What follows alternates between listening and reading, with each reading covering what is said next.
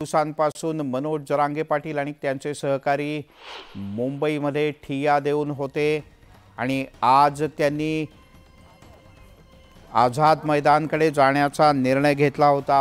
पण अखेर राज्य सरकारच्या प्रयत्नांना यश आलंय। शिष्टमंडळाने काल रात्री उशिरापर्यंत मनोज जरांगे पाटील यांच्याशी बातचीत केली आणि मनोज जरांगे पाटील यांनी आपल्या सर्व सहकाऱ्यांशी चर्चा केल्यानंतर उपोषण मागे घेण्याचा निर्णय घेतला आहे।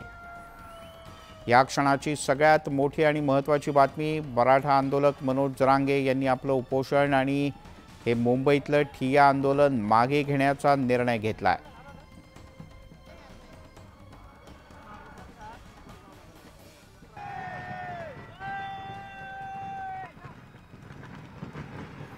काल रात्री उशिरा सरकारचे प्रतिनिधी आणि मनोज जरांगे यांच्यात एकापाठोपाठ एक बैठका झाल्या।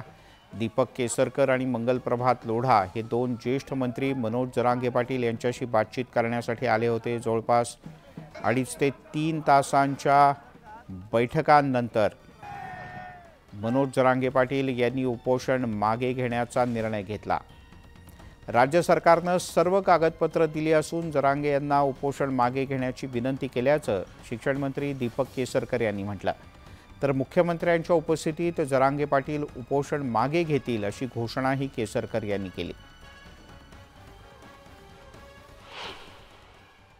काय सांगाल सर, 2 ते 3 तास चर्चा चालली होती, एवढा वेळ का लागला? एक गोष्ट अशी आहे की स्वतःच्या समाजाला विचारल्याशिवाय मनोजदादा कुठलाही निर्णय घेत नसतात। त्याच्यामुळे आणि हे करण्यापूर्वी प्रत्येक कागदपत्राची ते खात्री करून घेतात। एवढंच नाही तर हे कागदपत्र पुन्हा वकिलांना दाखवून ते त्याची खात्री करून घेतात आणि त्यामुळे मला असं वाटतं की त्यांनी जो लढा दिला तो यशस्वी झालेला आहे।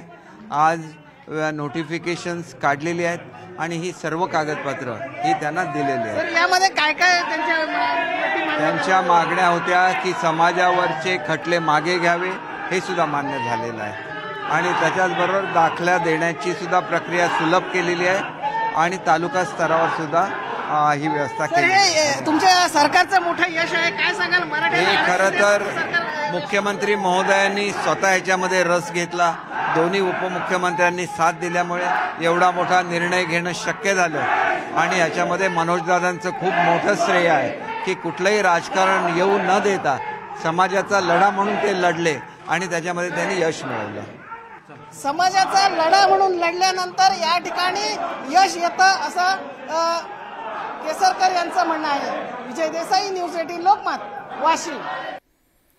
त्यामुळे दीपक केसरकर यांनी एक्सक्लुझिव्ह बातचीत केली न्यूज 18 लोकमतची आणि सांगितलं की जरांगे यांच्या सर्व मागण्या पूर्ण झाल्यात आणि मुख्यमंत्र्यांच्या उपस्थितीत आज सकाळी म्हणजे इथून पुढच्या काही तासात मनोज जरांगे पाटील आपलं आंदोलन सुद्धा मागे घेत आहेत।